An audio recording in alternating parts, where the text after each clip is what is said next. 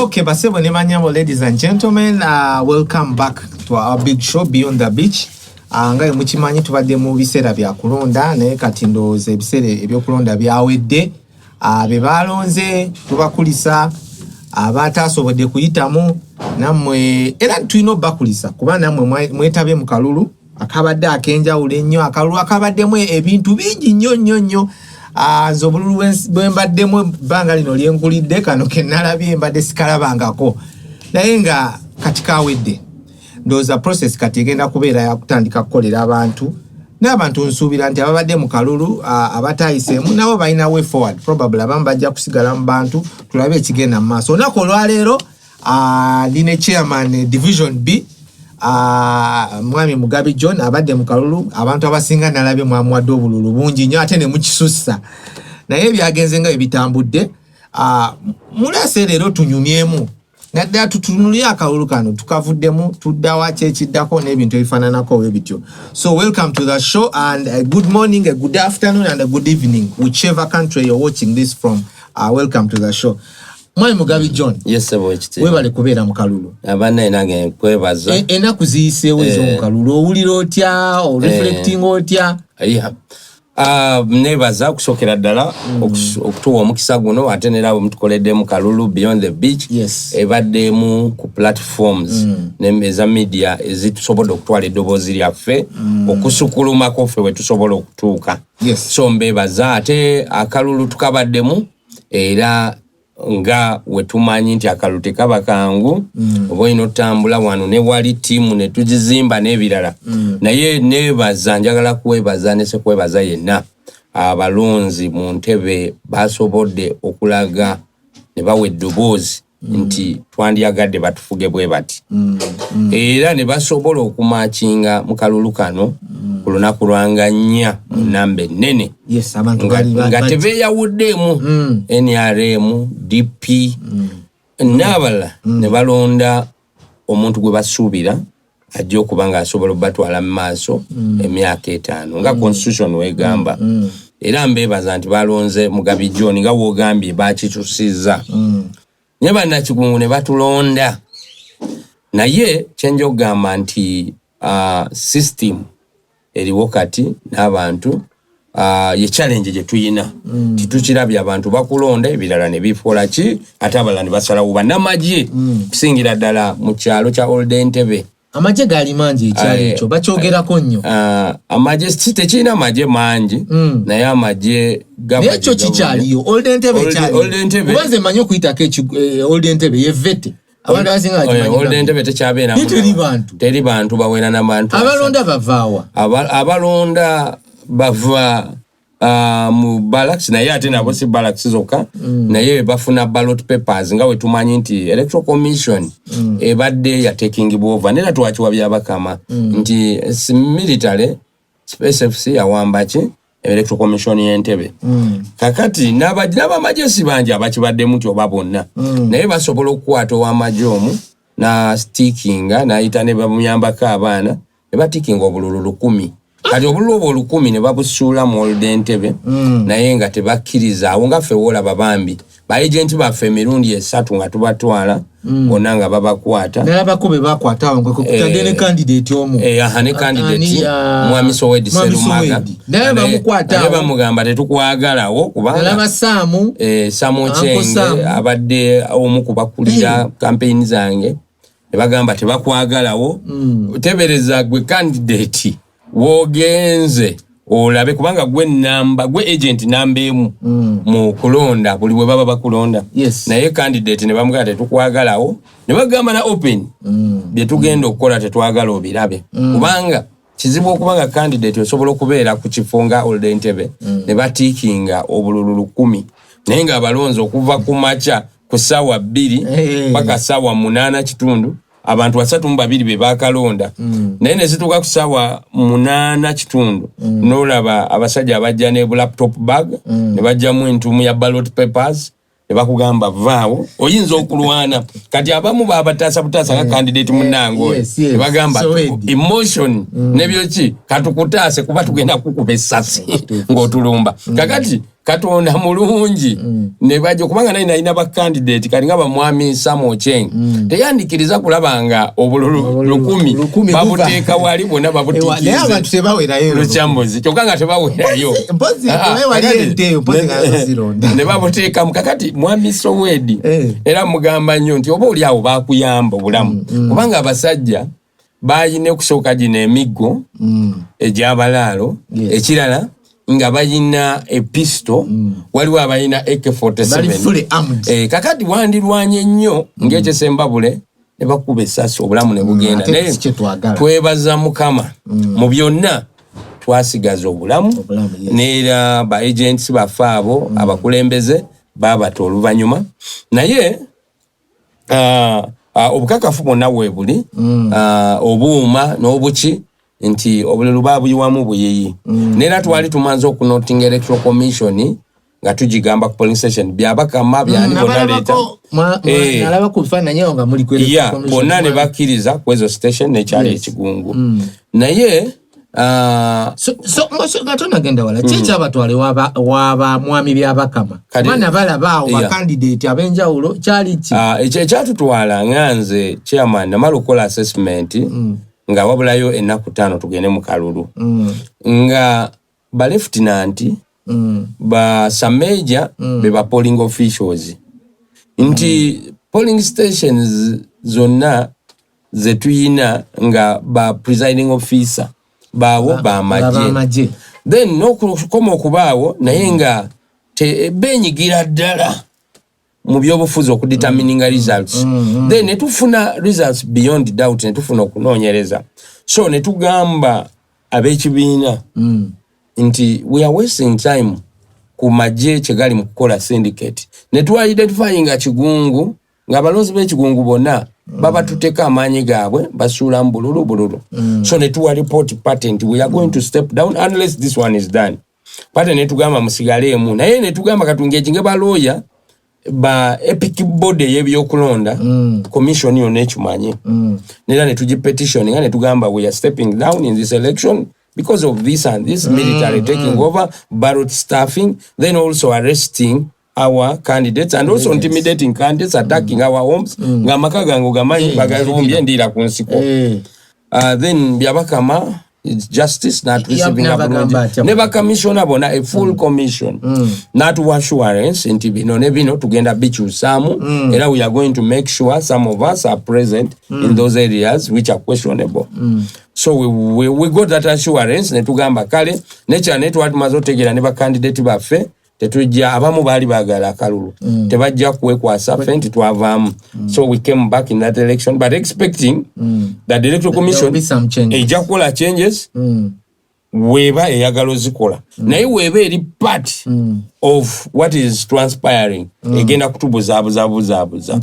neera wetwajja twali tukimanyi nti we've not got the real solution but we have addressed the final body and that final body will do the changes because it has gotten all the evidence beyond reasonable doubt that there is a problem here and this problem must be addressed and but guaranteeing that these problems are going to be addressed but deep in us we knew that this is an electoral commission which was also sometime taken over by situations and interest of different stakeholders so netulaba so we came but we tried abantu bafenga nabo bamaze tukakasa mube mukalu and really we are not disappointed people ne balonda we tried to guard twafuna kamera zetwali tutaddewo entono neki naye buli muntu bamuyuzanga n'amapeesa nga bamanyi ebebe natwabira byali mukalulu I think it was not only in that particular point ne walala nyini I witnessed some impunity so the whole of Entebbe was mad by nga tuvuddeyo because we saw the impunity tujja kuchiyekwekerera it happened all over chemanyi nti nze nabaganda bange when they also accept the impunity ngebe natubite obirabyo binnyonnyodde do you then now accept what came out of what the declaration was okiriza nti you know this is what do you accept the declaration do you accept the chairman gwe batekako oba gwe bale gwe declaring ayo tugendera okay it is injustice which came out it is injustice kunyakula dobozi ly'abantu I don't accept injustice yes nera disagreeing 100% that this injustice must end. This injustice must be brought to books. However much I know this is a deeper problem. Yes. But it is also a reflection of what has been transpiring. It is also a reflection of as far as the Electoral Commission is concerned, as far as Obwenkanya mu community is concerned, and the people's power is concerned. So, sikiriziganya nabyo. Era ngamba abalonzi abali eyo tebagwamu maanyi. Ekibi obusiraamu bugamba kikyawe, kivumirire, oba kirwanyise, oba osobola. So kino tusigale ffenna nga bannantebe nga tukivumirira era tukirwanyise. Kubanga abantu tebatute victory, but also they have grabbed the future of our community. Bagikoze ekirala balese bayawudde community. Tubadde tumanyi Mwami Simba otera okwogera Ntebe tulinga family. Se Peninsula tubadde ne modo yaffe ng'omu wa kutwala okkiriza emyaka 5 ne weetereza. But now we are living in a peninsula nga abantu 100 gwe balonze si abakulembera. Kakati ate oyo omuntu naye akulidde mu community. System gwetaddewo ey'amagye ate naye akulidde. Ate abaana bono bazanya nabono. Kakati ecosystem gye tugenda okuwangaliramu yeewuunyisa. Baneyiba bagamba ono si gwe twalonda. Wabula ate naye muntu waabwe ku kyaki mukadde naye wa kkanisa. Kyokka ate naye bamubuuza biki bino agamba nange nakuba kaji bankolera kino munveeko. Kakati tulina osabira ekitundu kyaffe nti the moral fabric of our community, the organic component etuleeta owamu eyinza okuba egenderuzeninga. Naye obuzibu buvuddewa? Because I'm asking this because this is how it wasn't like this. Yeah, it wasn't like Embera teyaliwo etwetoneranga bakawuma. Even if you go way back. Embera mu Ntebe teyaliwo etyo. It wasn't about life or death. Kuba nalabaawo there were actually nalaba threats on your life, on your family. Nalaba mchala wangu akola video. These things used not to happen here. I don't know about some wherever else. Chechireso obuzibu nti abantu batuse kusa erya do or die mu politics. Yeah, Mwami Simba eggwanga oba ekitundu we kiba kifa. Tekifa lumu mulundi gumu. Yes. Kifa mpola. Kino njogera ntunudde mu kamera. Nti ekirwadde kino kyatandika mpola. 2021 meya n'omulaba najja abamu ne tugamba kale katugende kumbe ekirwadde ono kansa agenda ali omubiri. Today tukirabye nti kansa akuze. Wabula ayinza okuba tannatuuka mu group eri bajja group 4 level 4 ali mu 3. Kati tulina kuzuukuka naye kino kati kituuse wama mpaawo atalikaaba nti Ntebe tubadde ne bamwami Kabuye ne bamwami Bani naye wenjo bagamba nti wetujja mu 2021 kubanga omukulembeze omuyali Martin Luther yagamba injustice anywhere, the threat to justice everywhere. Mu 2021 wetwafuna injustice bantu ne balonda meya wabwe meya manajja twagamba kale katugende tugendera newankubadde meya oyo era abadde akoze nga ate si yo waluli still ekirwadde kibadde kyayingira abantu nti osobola okuba akajji era n'amagye stakeholder etukuwa batukuuma leero ne babeera convinced bakireeta kati yeeno level gye tulimu nti mu Nantebe ffenna emitwalo egiwera 8 tegijja asobola kusalawo bagikulembera batya. So tetujja kunenya kino muze sinenya candidate ayagala okutwala obuwanguzi bwange kuba tanalayira. Naye nnenya nti ngaffe abaagala eggwanga eddungi abaagala community ennungi kino kye twandyagadde okulekera abaana baffe. So olutalo si lwange nzekka.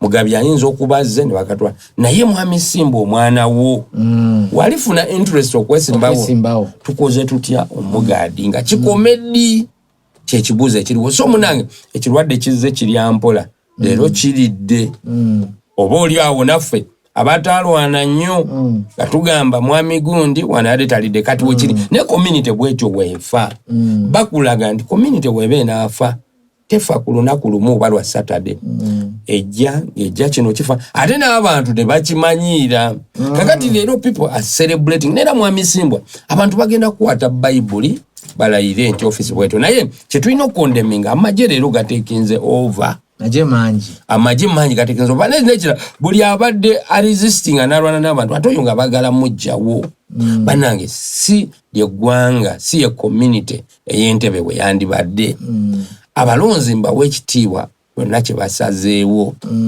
naye ekira kye tulina omumanya nti wabaddewo obumalirivu obwa state institution ezirina okuuma abantu babadde bamalirivu okuwokya oyo yenna oba omukuba amasasi ayimirira okulemesa kino ekyazze kati nze kye neebaza bannantebe we tuba leero tetufiiriddwa mu kalulu kano akawedde twafiirwa omuntu twebaze Mukama naye ekirala all is not gone it is our responsibility to build a community etuweesa dignity so ekyo ne kibaawo ekirala naffe lwaki wadde batubye ffe ng'ababadde beesimbyewo nja kwogera ekibiina kye mmanyi tuyina bye tuyina naffe oba oliawo kola we tunaaba tunalwanirira eggwanga awo mbadde ngenda okubuuza nga tonaba nakende mbadde njagala kubuuza nti abantu bagamba abamu nti yes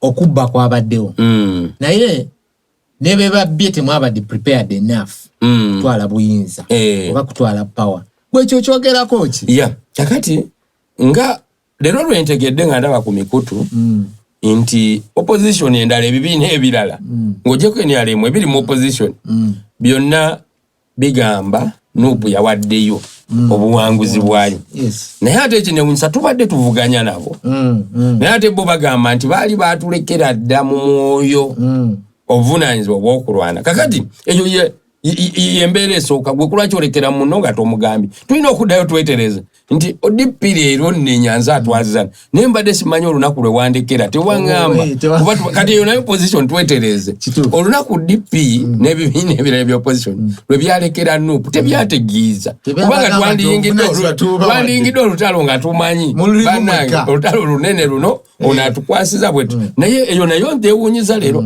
nti DP egamba yali yalekera Nuupu neregamba Nuupu yewaddeyo Ntebe naye bane bwe baba baatulekera beebale naye tebategeeza nera basigala bakompitinga ne leero mu be babbye nabo bababbiddemu ne muba abatono ennyo be balese okuyitawo nabo bayisizzaamu Nuupu so eyo nayo nsobi weba opposition erekera oli nenenya oli then ekirala ffe nga Nuupu tuyina challenges twabaddemu nazo zetubadde tuyina nti system ya Nuupu nze gye ngamba ennyo nti erina okukyuka nga ntula mu kamera direct ne ngamba bakulembeze baffe eno system ey'okuleeta abakulembeze ku ssaawa esembayo n'obawa naye nga bazze bakompitinga 10 abakulembeze bano ayiseemu alwawo okukonvinsinga bano n'ekirala bajja nga bonna bakandidate naye nga buli omu atunudde mu direction ye buli omu anoonya kiki newankubadde batubbye nga abadde balina otubba naate tulina bye tuyizeemu nti tubadde nga ffe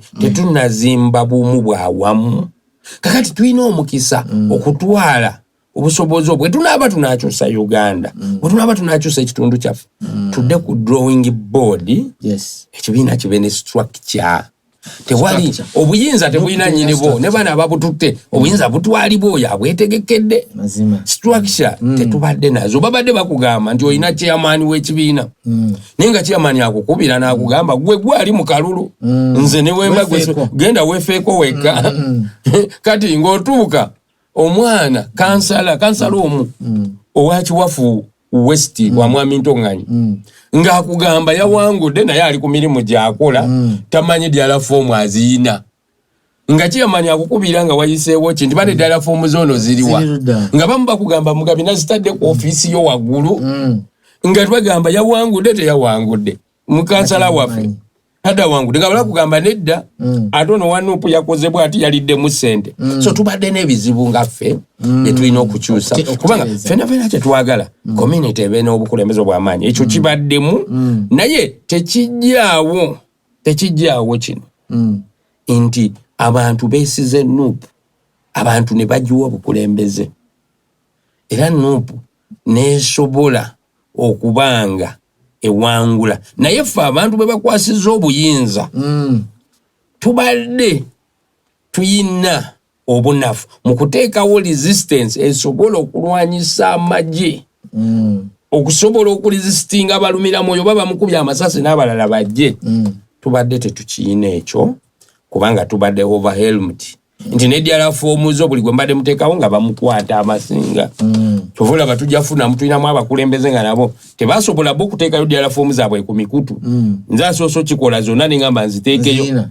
abantu bazirabe naye abakulembeze abamu bambi paka kati abamagye bazitwala abamu ba agenti baabwe tebaaliwo ekyo tekikulaga nti bali aba NRM bo beetegeka ne bamanya nti tujja mu kalulu kabe kasinge kale akalulu kanako okubala ka polling station kayinza otulema abantu bayinza okukawa aba Nuupu naye ate akalulu ka declaration wali zino fomu zoyogerako awo ne beetegeka ne bamanya ffe tujja bafunira wali eri mu kwetegeka ako kwali rujja kakati mu kalulu nga nera ketwandiagadde okuba mba mugenda mu kalulu electoral commission egarantinga kajja kuba free and fair nera ketwandiagadde gwe candidate mu nsi endala candidate ne wotateekawo ba agent bakusoma nera fomu ne reflectinga tigundi yafuna obululu bubiri so sinenya candidate kubanga nja kuwa example kalulu k'omubaka honorable Nabata ba agent betwayina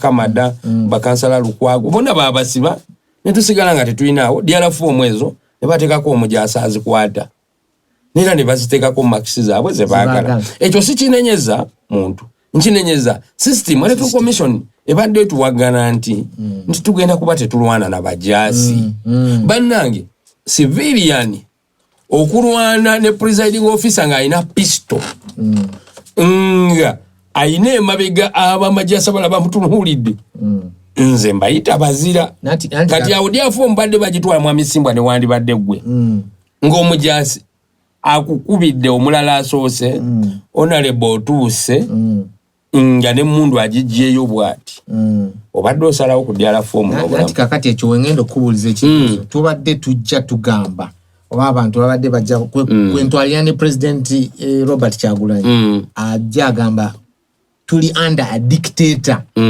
a military dictatorship kati gwe obaddeko mu politics and social science na biti omuntu agamba nti under a military dictatorship you expect fairness if you go into an election mwami Simbwa njagala okinteereko mu kulowoozako kati okkiriza tuli mu dictatorship kubanga naawe obiraba ggwanga ly'owangaliramu tetuwangalira sagala kati Kyagulanyi njagala otunwe kamera yo gigambe tuli mu dictatorship oba tuli mu democracy amazima gali nti ne democracy yenyini ayinza okuba dictatorship naye mwami Simbwa kitugende bwetu tinsonyiwa tuli mu dictatorship oba tuli mu democracy ekibuzo kyo kyobuuza kituufu embeera gye tulimu eri unusual ya dictatorship very unusual situation yes tuli mu dictatorship neera kyoyogedde ekituufu nange nkikiriza tetwapreparinga okwaŋŋanga system naye ng'abamu mu bwongo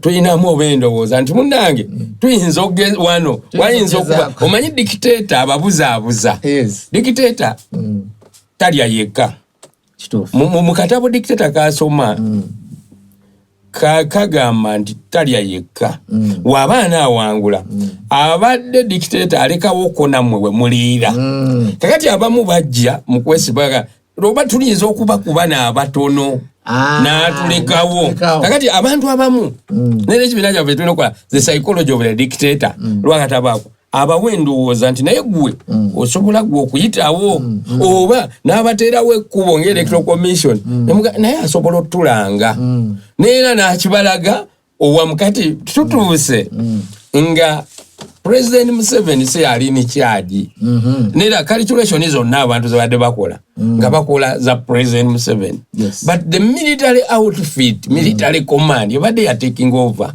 kati our calculation has been with the President Museveni who sometime leaves the room and sometime closes in kati bano bazze nze nayimuka ne ngamba bakansala banjulira bano you people we in a protest vote akalulu tukaliki ninkwanikira ne party and party to withdraw we thought we are going to be with the presiding officer of the electoral commission but we are with military men fully armed ne baganda ne nze nali media wajira bamu ne batugamba ekibiina musigalemu ne mbagamba sijja bajemera katusigalemu kakati ne tugenda neera tanka nga buli we tulondera zichi bimotoka bijja nera ne bahona le bwabamu ona le bobambi mwami ntungani gwe babye emisana yangamba mugabi tusigalemu ne mugamba tugenda naye sikubantira tugenda kuwangula ne mugamba genda tonya nagamba no nera yomu kubakansala banga abambe nyina abanziza mukanenga bamba dacho walensi kakati we tutuka andi zidahuni na kuboli opponent esawa zino tuli wana itobusa gwanga kirino twabadde mu process naye nga yampa confidence ndikija tambula mubamu abanyiga nga tujjeyo ekigambo ky'okuvaamu yalimu ne mugaje tugenda bali bajja determine sigamba nti tuyina bantu mwami Simbwa we mbobera abantu ne batulonda mu namba ezisinga n'obululu obumu but then the end justified the means etukiraba so mwami Simbwa nzikanya nawe fa abavuganya what are we prepared for we tuba to organizing an election are we organizing preparing for a democracy over a do or die kubanga singa yabade do or die mwami Simbwa twandigenze mule tungamwachiri mwandibade kati emirambo jaffe mwe balwana yali do or die but are we prepared to one are we prepared for the do or die over yomwe abamu tugende mu koti ne mu koti je bagamba genda nene nayo waliyo mmase yani yabana abamu kakati mwami Simbwa nzikiriziganya nawe wetuba tunaddayo tutule ku drawing board banange bino sibyogera nti nseka naye ngamba okukiriza reality we must accept the reality reality erindi what we call the electoral commission is not an electoral commission. It is in control of the security apparatus, and so are we our parties to preparing to muscle and shoulder with the military or by electoral commission? We prepared our councillors. We prepared our candidates for a free and fair election. No matter how we say the protest vote, but we prepared them to meet presiding officer. Amugambe gwezinozo ofunye kola bwoti ne bwoti. We never prepared for them to meet Sergeant Akolimo. Amugambe wotate kawchino. Kangulage pistol. Kakati, you people, I sympathize with all the agents. Kubanga, there is even an agent, Eyaja, achitibwa tumutwala yo na afuke mpaka. Presiding officer nedda temubuteka pa mpisa tu mu maso. Najagala ofunye ekikonde.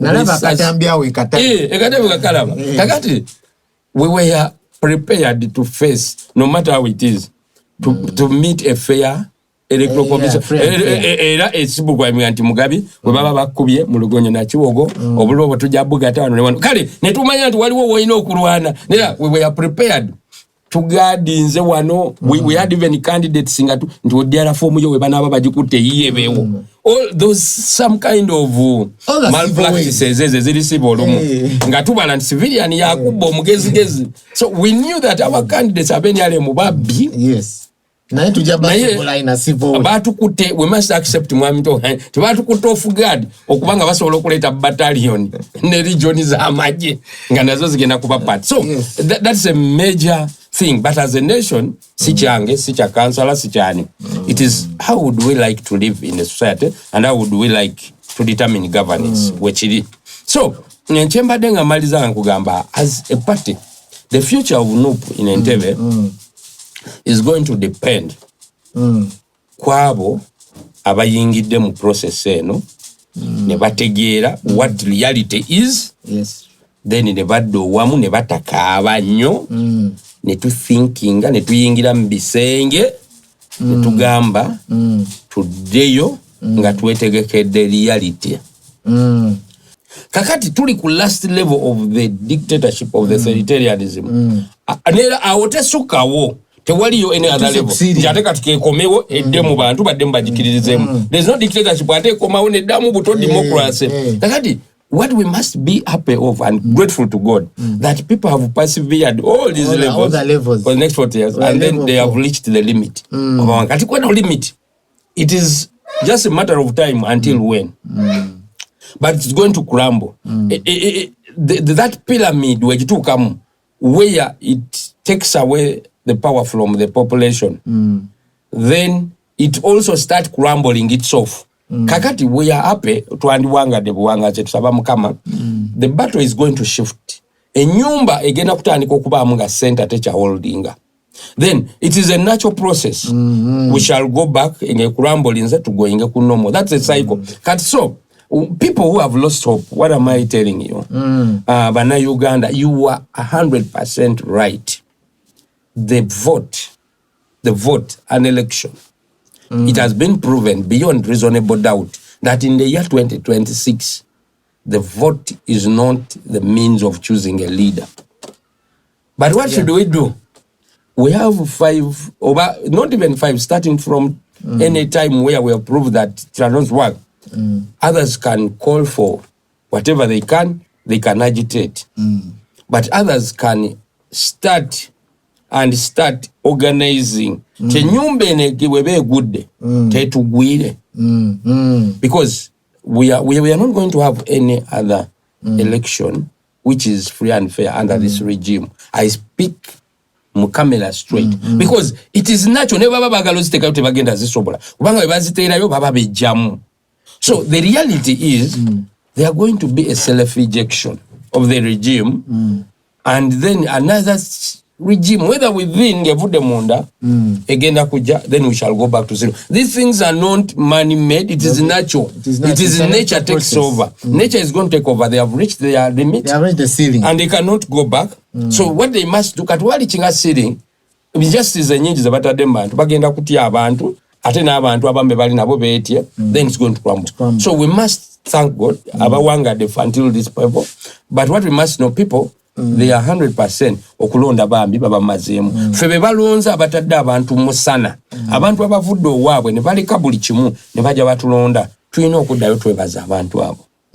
Tulina obeebaza bafulufirinze ddute batwagadde. Naye tetulina ate kubazza mu bantu mpanange tubawe essuubi mulinde paka 226 tuddemu.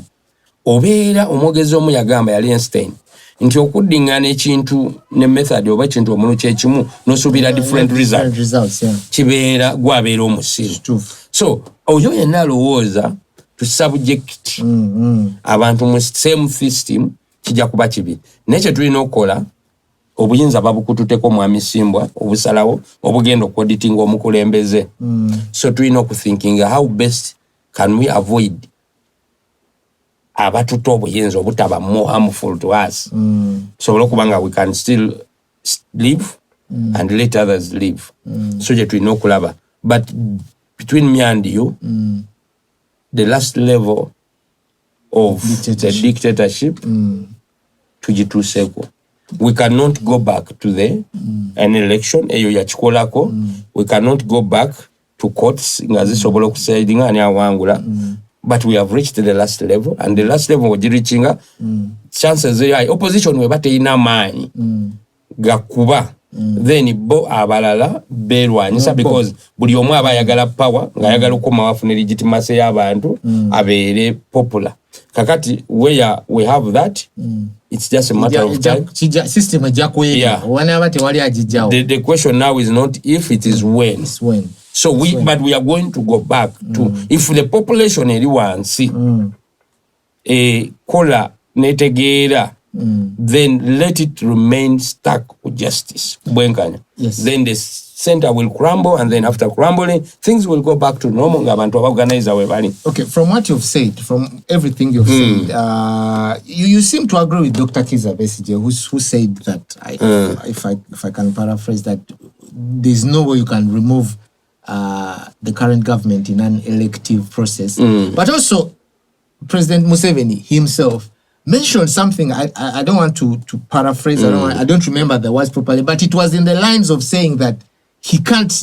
A ballot, a paper, can't simply come and remove him from power. So I think it's all what you're saying. But having said all that, are you saying this is the last time we're seeing elective politics? For example, have we seen the last of you in elective politics? If the system, because Olinga agamba elective politics kati to succeeding. The constitution still provides what the constitution mtekola. The best way and the most civil way in the modern society to change governance is through election. Yeah. It's through election. That is the most civil way, and that's what democracy has brought to us here. And it's what we must, because it's the best working system where you change when people have made a choice. Yes. But unfortunately enough, in the society we are in, we are still in a primitive stage where institutions have not yet been able to be established, and it is going to take over time. But then every generation has its own builders. And I agree, I'm one, and I will be until death, one of the people who believe we can live a better country. Yes. I agree, and I take it to say experience is the best teacher. Some of us, we knew, and that's why we were protesting before that we should leave this sham election somehow. But there are those who did not know, and they had to go through and experience teaches them. Because the best teacher is experience. Yes. And today, we must agree that election are symbolic. Symbolic because they are used to justify what the state want to prove to the world and to the entire Western world and the international community. And that every 5 years we have this and that. But we are living in a real life. We are in reality that our election nowadays, because the state is so much fearing that people are not what we assume them to be. Yes. People are not with us. They are just waiting for an opportunity to eject us out of the office. So, but they still also want power. They have intelligence from the ground. So they cannot give the population an opportunity to eject them in the democratic way or any other way. But this is not the last attempt of fighting for the better world and to make the election count. All of us in our own way, we must start today, or our stand say yesterday, to make sure we avoid violence to determine a leader. Yes. The most peaceful way and the democratic way is through election. So let us not take eyes away from it. It doesn't work. It is evident. But let us raise our voices. Let us agitate to make sure that we get back to the normal where election do work.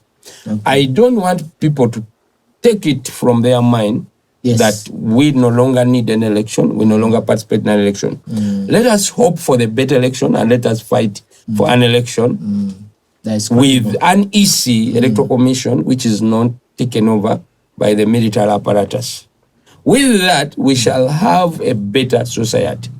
Because you and me and others and our children need to live in a society where you don't need to go to the bush to get power. True. We need to live in a society where if you have ideas, ideas can compete. The ideas which takes the day can get into office and 5 years, it rides and tests whether it can achieve. If it can't, then after 5 years, people will go audit it and either eject it or still stamp on it that it worked. That's what we must aspire and that's what we must fight for. But we must also appreciate that every generation has gotten its own cause. It either betrays it and keeps quiet. We say, let it be, let us watch. It's no longer me, I can eat, what, something like that. But me and you and others who are watching us, we must accept that the hardest task of building the future or the generation where election will count, that onus is on us. It's on us, yeah. We shouldn't be broken of what we've gone through because we have children We have grandchildren who will come. We have others. Uganda must live. Yes. But we must continue, shape yes, the destiny of our country. of our country. True. And me and you, our contribution is needed today more than before. Okay. And it is the best legacy we can leave. Yes. The best legacy is not to surrender, because we are going to go through tides, Trials and trials. But we know that every country today we admire was born out of not giving up. So let us not give up. What we are fighting for is not for Simbwa or John only. Yeah. It is for the society we believe will give its own citizen dignity. It will make their citizen to raise a voice, and that voice be heard.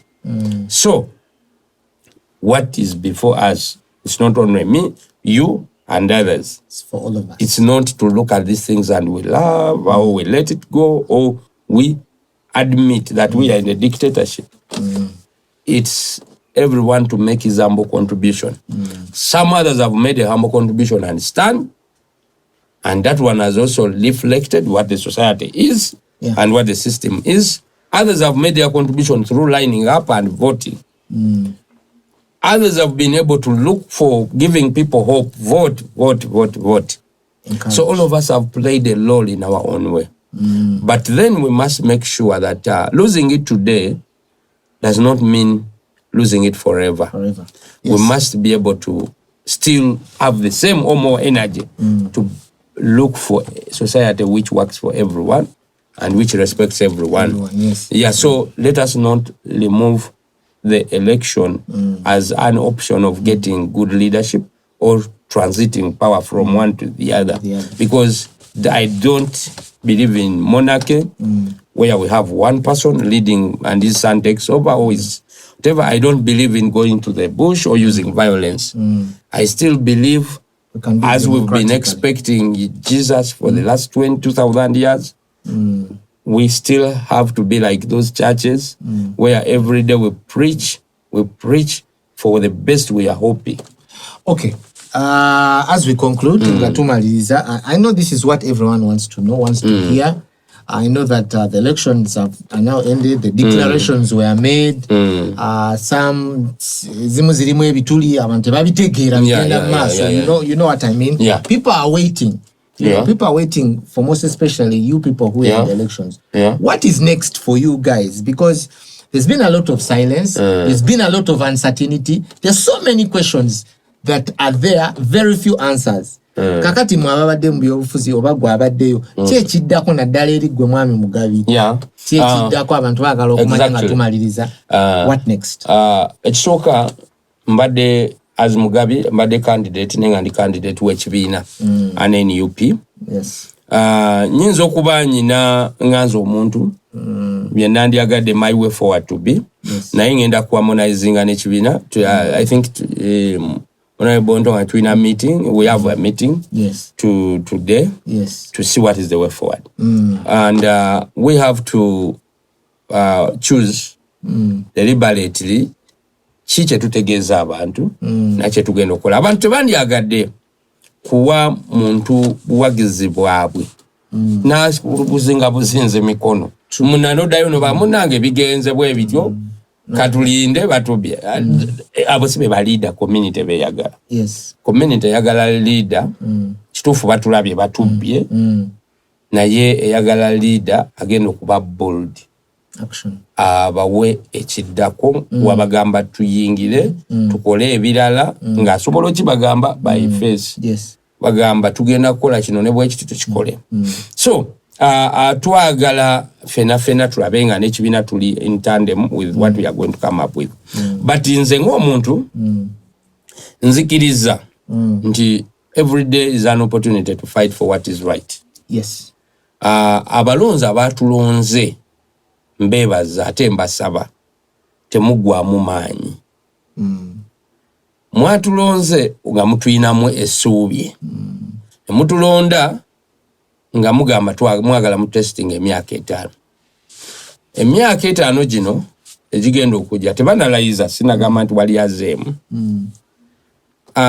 naffe tugenda still kuba nga tulwana okulaba eddoboozi lyammwe likauntinge nera tugenda kulwanirira ekitiibwa kyammwe kubanga tetugenda compromisinga kibi tukireke bulesi Mwami Simba omanyi sireka kibi nera waliwo engeri nyingi ey'okutta emmese ogikuba olubuto kuba omutwe omukira oba n'okanyika amazzi ekibi webanga yemmese tugenda gezaako sides zonna tulabe naye nga tubategeeza nkimanyi muli bwaweddemu amaanyi ne tetugwamu maanyi tuli ku lugendo olw'okuzimba division yaffe ennungi ntebe ennungi mwe tugenda okubeera ate era mwe twegomba nze we baatulumba military ne attacking natunulira abaana bange ngamba mbadde njagala nnyo okuba mu ntebe naye bakuliremu naye kati nga musigaza option emu ku lw'obulamu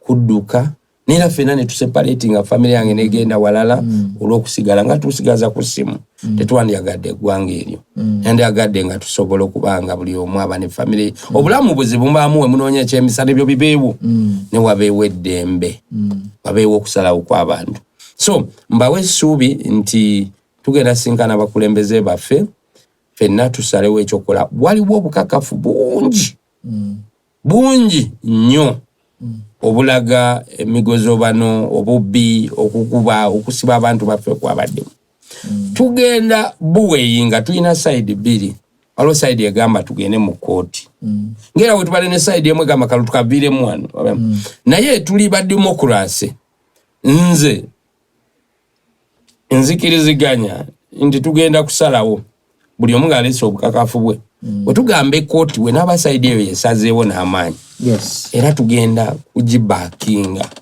kiba kirungi ekibi n'owookirwanyisa newe kiba tekikuwangula naye we kiba oversatted asof nekizimba nekiraga ng'ekiwangule muba mugamba twagezaako era tetwakkiriza so twagala twaguluwinga because this is a very great opportunity eri ekibiina kyaffe okusooka okusalawo ekimu nga Ntebe tubadde n'ekibiina naye nga olumu tetufuna mukisa nga kati gwe tufunye nga you either decide one ne mu moving together kakati nga bakansala bonna tubasaba baleete DRA form baleete ki process eriwo tugenda zitwala kubanga etekalikiriza buli omu certifying DRA form ye eyo gyayina then tusobole okulaba nga we are engaging okulwana legally mu mateeka tugende mu kooti wabula waliwo ne socially oba okola social protest abantu bano ne tubakwasa Mukama n'awoolera ekyo kiri ne mu Bible Mukama ye muwooleza asinga kakati tujja kuteekayo okusaba ngenda kusaba leero mu meeting bonna ba candidate be bakutteko batuteko bajje tusabe tuyite Mukama tumugaye Mukama woolero olw'obuwanguzi bw'abantu Mukama wawoolera awoolera n'obusungu laddu mulyoke muzirabe ku ggombola sibyagala naye mulyoke okuwoolera kwa Mukama kubi nnyo akati otumukuhase tukukwase Mukama eyo nayo yange naye abala bagambe bya Mukama wali wangambi tobireete bya Mukama birwawo naye ndi mukkirize bya Mukama bye bisinga bijira mu kiseera ekituufu so omwami Simba ezo ze two sides tuyina nera kwe tugenda okulonda abamu abagamba nti tutwale tuwoolere wa Mukama nze ng'omu ngenda genda mu kibiina mbagambe bane tetugenda nnyo mukono tukwase Mukama okuwoolera kwaffe mulaba amataba mulabe naddo bali badduke mu office nga mulimu bikere nga donna byaleese naye bayinza okugaana naye ate bakugaana ngenda n'okwabwe democratically okukkiriza tugende mu kooti naye oyinza otuwa amagezi nawe tukwebuuzeeko kuwoolera tugende na kwa Mukama oba kwa mukooti okwo nabo okusalawo okwo naye nga bannaye tobeebaza nga tujja ne mbagamba nti ngenda sigala ng'omukanu kange mbadde siweereza lwakuba nnyina ofiisi oba njagala ofiisi nsuubira Mukama alina ministry gye yanteekamu oba obuweereza obwo wadde batutte obululu baloti naye tebatutte buweereza obwo nsigadde nabo ng'omu naye abamu bye munjagaddeko bye bimu Mukama bye yampa ye yabituwa ate ayinza obimultiplyingamu tugenda sigala tukola wabula kye tutagenda kukola tetugenda ku endoosinga bukyali bituufu sigenda kuvaayo ŋŋambe nti banange buli ekyabaddewo kituufu tewali kirala no Mukama ayagala tulwanirira obwenkanya tugenda kulwana ekirala kalakita yaffe tetugenda kutwala buyinza na kubba tetugenda twala buyinza obwaddu odayi nga tubuuse mirambo obuyinza bwe tukirizaamu bwe buli mu mpisa oba kye tuyita moral agitation mpeddo bozi lyonkukulembere wabula siku kubasasi so bwe tugenda osigala neera emirimu gyaffe mwamisimbwa okutandika ndoza okwosencha tugenda kudda mirimu mu community tuyinayo emisango gy'abasuubuzi ekyo nate ginnagwa bannaye tugenda biddamu tugenda kutandika okwenspiring abakulembeze abakansala abafa abamu abatakyalina maanyi tugenda tutandikira tugenda kuyitayo okwebaza Mukama atwebaza Mukama Thanksgiving ng'ekibiina mu division B twebaze Mukama abalonzi babanayina amenvu abalinachi abalonzi bakimanyi nti tuweddemu bakansa abafe baweddemu naye tetuweddemu nya ideas kyaliwo tubeere wamu naye nga webale beyond the beach sinza butajebaza mwenna banaye abali mbyuma hosti wange sigamba nti mubadde ne kyekubira naye mubadde mutuwa omukisa ffenna era obumu obululu obwo bwe tufunye obungi tegabadde maanyi gaffe musobodde otuusa kikye tusuubira mu bantu tubasaba musigale nga mugenda muzimba eggwanga eddungi ate tubasaba musigale nga mutuwa omukisa nga mubadde mutuwa nga temwekubidde waba ntumaze atusaba Mukama abagabirire era atukuume tubeere balamu okulaba ku nsi ennungi gye twagala ne gye tuloota so nsigadde ni Mugabi John Socrates chairman ye neighbor aliwo era oli tannalayira Mukama wanaakola okwagala kwe ne be tugenda okulwana tomanya nze ng'omuntu nyinako wenkoma ne Katonda yetakoma mwebale nnyo mwebalire ddala banange ndoza mubiwulidde ebivudde wa chairman Mugabi John Socrates mwebalo tulaba ku Beyond the Beach era nga babagambe ffe twaniriza buli omu era oba tomulabye wano tubaniriza mwena naye oba oyagala kujja toninda kukubira simu naye abasinga Mukama wange mbakubira amasimu ajja najja atajja naye era libadembe so katukomawo for today tunaddamu olunaku olulala mwebale nnyo mwebalire ddala